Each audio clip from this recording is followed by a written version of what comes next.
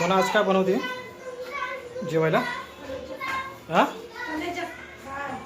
कलेजा आणि फेटा. कलेजा आणि फेटा. ओके, त्याला फ्राय करून घेते का पहिले? ओके, तेलामध्ये फ्राय करून घेते.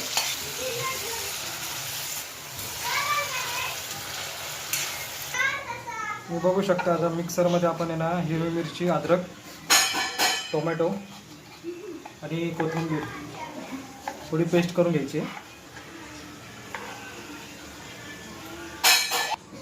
कांदा पण ॲड करायचा अजून त्याच्यामध्ये.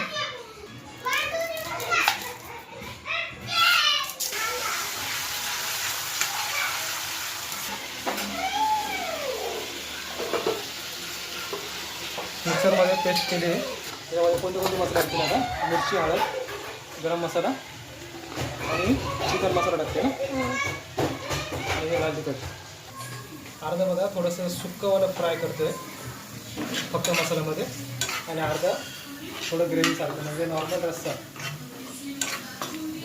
हे मिक्सचं सुक्कं फ्राय असेल. मला एकदम सुक्कं खायचं होतं म्हणून मी तसं केलं थोडंसं हळद.